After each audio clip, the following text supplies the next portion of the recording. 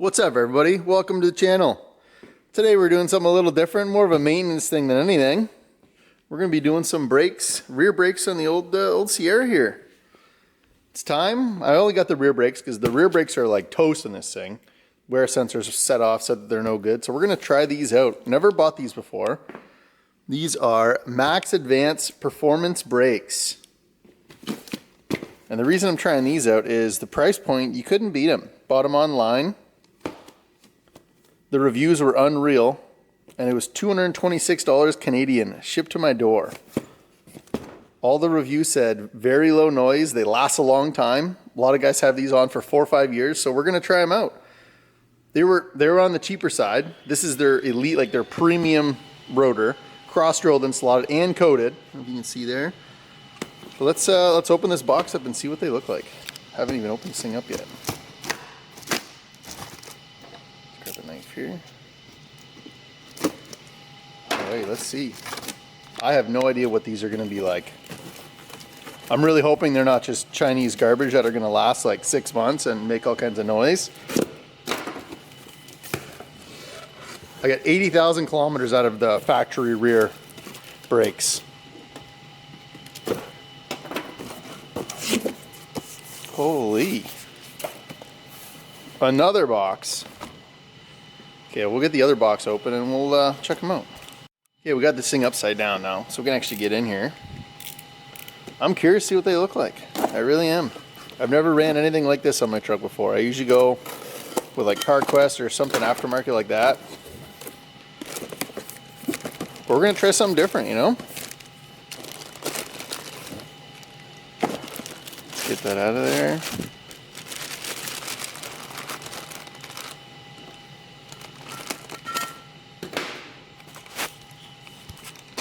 It's hard to do one hand, but we'll get in there.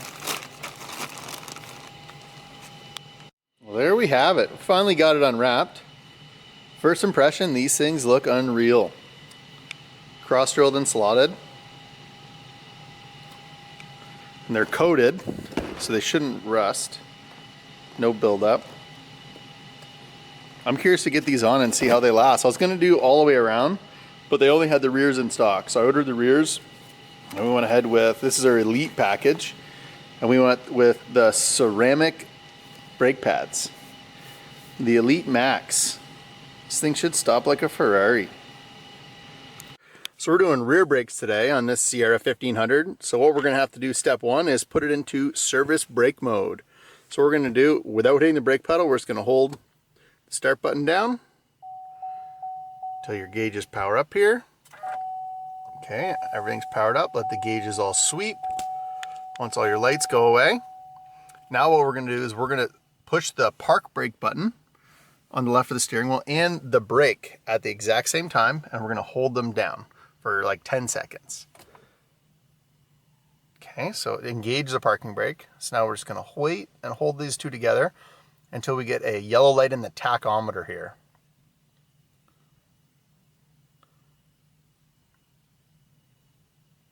So what we do now, let off both, and then you push your park brake button right away. And as of right now, it's backing everything off. So it's backing the brakes off, so we're going to be able to work on this thing. Just because without that, your parking brake will be engaged. So now your yellow light's on. Everything's good to go. The park brake is released. Now we can go outside the truck and take this thing apart. All right, so the next step, now that we got this thing in service brake mode, the back brakes are backed off, so we can take this thing apart. We got it up in the air. We're going to need our key to get our lock off. 22 mil impact socket, and today we're using a 18 volt mid torque rigid impact gun, 1/2 inch. Get this wheel off here, make sure it locks in spot here. Okay.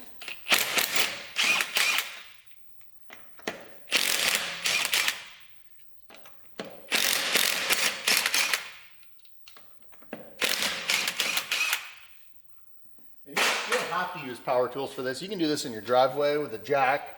You don't need a hoist. It's not that big of a job. So if you don't have an impact gun or anything like that, you just have like a tire bar, tire iron, that'll work fine too. Okay, those lug nuts off. Let's get this wheel. Get this thing out of the way. Okay, so now that we got the wheel off, this is what we're working with. So this here is what you're backing off. This is your electric parking brake. By putting it in service brake mode, you're backing this cylinder way off. So you can release this. So this, you have your park brake sensor cable, which goes right here, which is the part on your dash that tells you that you have no brakes left. I turned all of that off because I don't like that. All the older trucks, they never had anything like that, so it's up to you. You can disable it in the dash. It's super easy to do, just in your settings, or you can leave it on. It's up to you. I'm going to put the sensor back in, everything the way that it should be, but it's turned off on my dash. Okay, so what we're going to do, we're going to take these two caliper bolts off, and these are a 14 millimeter. So just grab a 14 mil wrench. Okay, now we got our 14 mil wrench. Let's get in here, take these off.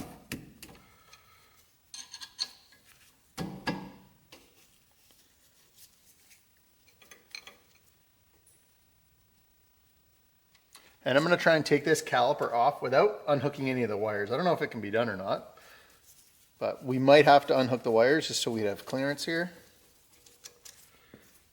Okay, get those off.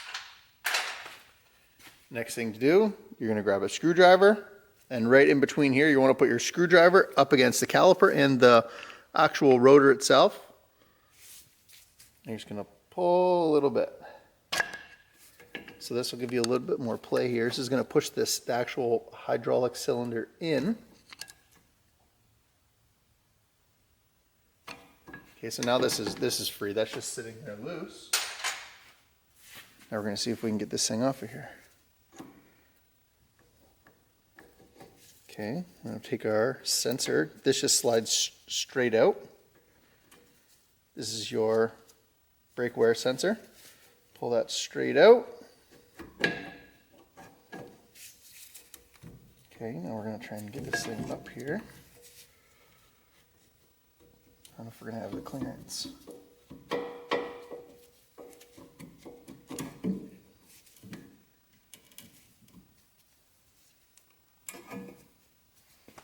Okay, so we got this up out of the way here now. You can see our brake pads. The outer brake pads, they don't look terrible. Inner brake pads are almost metal on metal. And these are 80,000 kilometers.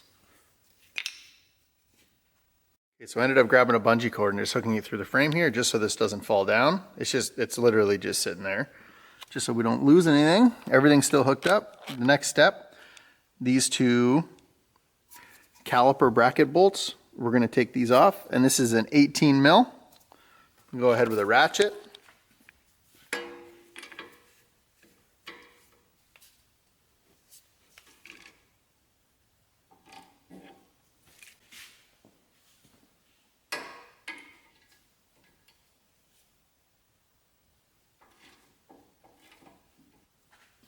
Okay, that last bolt loosened up.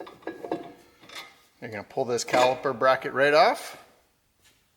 And the reason you got to take this off is we're going to have to change all this brake hardware in here. Get all these cleaned up, lube these slides. And we also have to pull this off so we can get this rotor off. Okay, next you'll need a T30 torque bit, either on a ratchet or a little impact. I got a little 3/8 impact here. We're going to take this bolt out. Okay, try not to damage that. Keep that, put that aside. These rotors, if they've been on for a long time and they're all rusty, you're going to have to use a hammer. Get them off of there. Sometimes they can be stubborn. These ones literally just came right off. And you can see, look at the back there. You can see these ones are definitely really rough. So you couldn't just put brake pads on this thing. These rotors are cooked. This side's not bad. They're not terrible anyways. They're not great, but the rear is real bad. All right, next what we're going to do, we're going to clean all this up. There's got all this surface rust on here. When we go to put our rotor on, we want this all nice and clean. So I'm going to use a wire wheel. on a die grinder. And you can just use a wire brush or anything, you know, light sandpaper, emery cloth. You just want to get this cleaned up, get most of that rust off.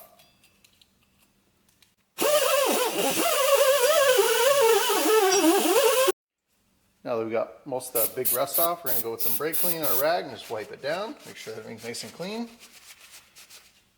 And then I always like to put a little bit of anti-seize right around this hub here, because that's where the rotor usually gets seized. When you go to take it off, it'll get seized right to this here. So I take some gray anti-seize, or silver. And don't be afraid to put some good amount of this stuff.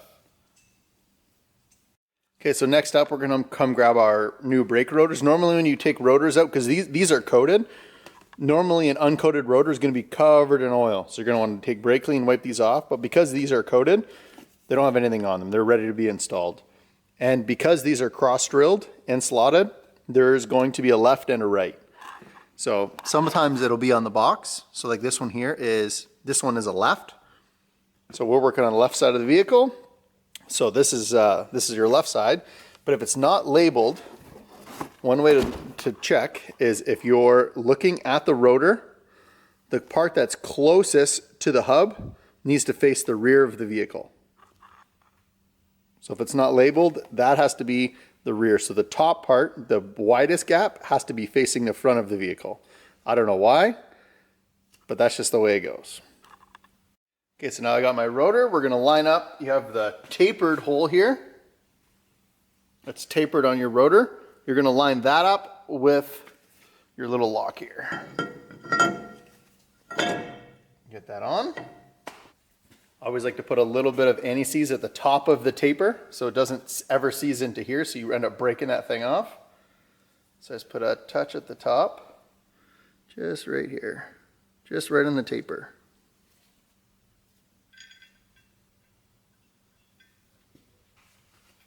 Push this flat, get this started. I'm gonna run this in. Okay, now the rotor's on, nice and flat. And that looks good, almost too good for a pickup. Okay, so now that we got all the new clips installed in the right orientation, just replace them with the way that they came off. You wanna pull these off. You're gonna pull these rubbers back like this. I've already cleaned these with brake clean, and you put brake slide on them. You want like a high heat silicone grease. Get at any auto parts store. You wanna lubricate all these up, and when you put your brake pads, your inside pad is gonna look different, because this is where your wear sensor goes. The wear sensor sits right in here. So you're gonna wanna make sure that this is on the inside. Okay, we're gonna grab our caliper bracket. And we're gonna grab our big caliper bracket bolts. We're gonna slide this on here. I got the brake pads are already on.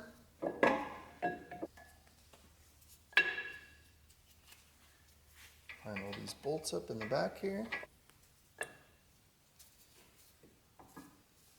Okay, we're gonna get those all snugged up. All right, so the next thing we have to do is this cylinder right here. We're gonna have to push this in. So normally you can just push this in by using like a C-clamp with the brake pad. But these ones you have to be very careful because they have that electric motor on the back. So you can't pry on that. So you can get these, which is a brake spreader tool, which they're not too bad. I think you can pick them up for about 40, 50 bucks. And how that works is you're gonna put this in here like this, and then it ratchets. So it's gonna press that cylinder inside. So if you're doing a four-wheel brake job all the way around, you're gonna wanna take the cap off of the fluid reservoir. But if you're doing just the rears, you're doing one or the other, then you normally don't have to. So I got that all the way pressed in. Get a little better look there. So now this is pressed all the way in. So we're gonna get this all cleaned up. We're gonna clean this up with brake cleaner rag, and we're gonna lubricate with this with a little bit of brake slide.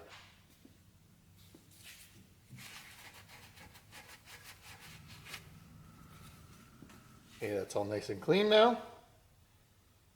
Put a little bit of the high temperature silicone grease just on the mating surface here now that it's all clean.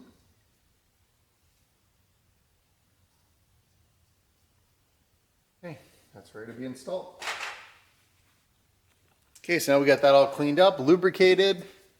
This thing's ready to go. The brake pads are in. This is backed off. We're going to be gentle with this. There's not a lot of room to fit this between here. I'm going to sneak this through here.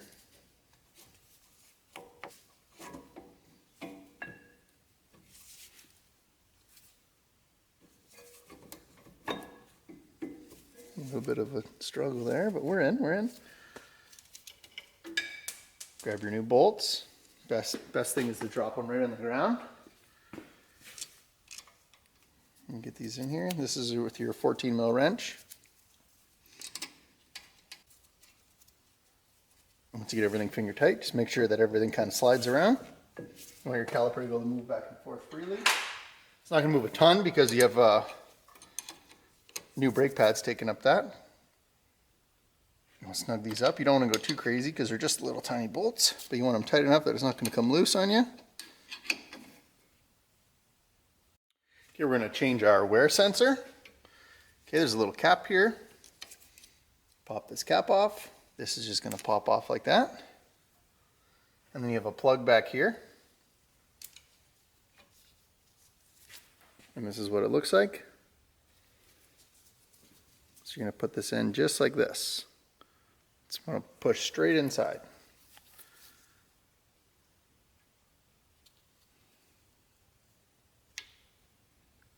Okay, that's in place.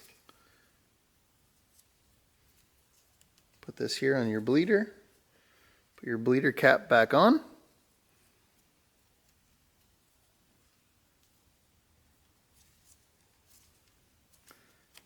Okay, so the brake wear sensor's in. Now we just have to hook up this wire, which goes back here. Okay, then in your brake sensor, you have a clip like this. Grab a little screwdriver. You're going to push this clip back until you hear it click. Give it a press. Pull out your old sensor. Grab your new sensor. Press it in. Put your clip. And lock that on. And that's good to go. And last thing you're going to want to do before you put the wheel on, you're going to want to double check, make sure that all your caliper bolts are tight, your caliper bracket bolts are tight. There's those two big ones there. Make sure that your wiring's all fastened up. Your wear sensor's in the proper spot. Everything's good to go. You got your lock bolt on here, that's all centered. You got your anti-seize. This is really important, especially if you have aluminum wheels, because the dissimilar metals. I like to always make sure that the hub is nice and clean. I've already cleaned this up and put anti-seize on it. So everything's good to go. Let's get this wheel on.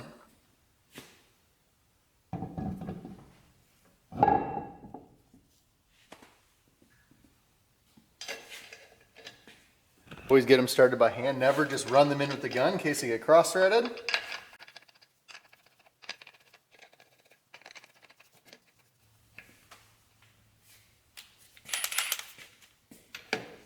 Get it nice and close. And you're going to go in star pattern.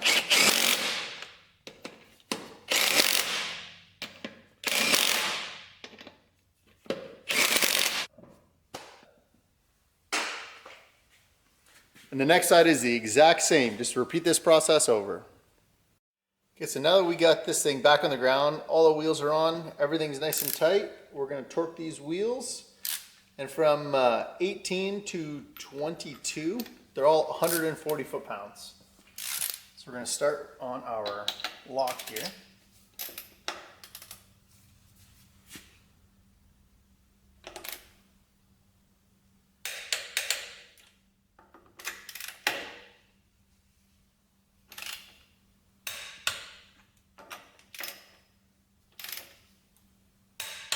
And you're going to want to, after you go take this thing for a ride, you're going to want to do a retorque on it just to double check, make sure that nothing moved.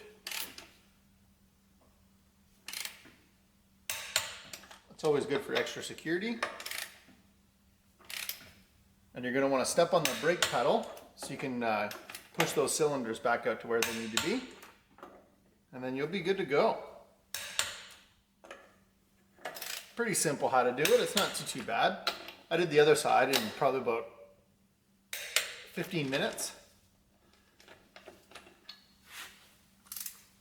So now that we got the brakes done, we're still in brake service mode. So what we're going to do, same thing, we're going to hit the ignition, power up all our gauges. Okay, let everything sweep. Now you should have your service brake mode light still on, so you're going to apply the brakes and the parking brake button at the same time. You're going to hold them down, and then you'll hear them back off there. And then once they're both flashing, take your finger off, hit that one more time, release the brake, and that's good to go. You're ready to rock.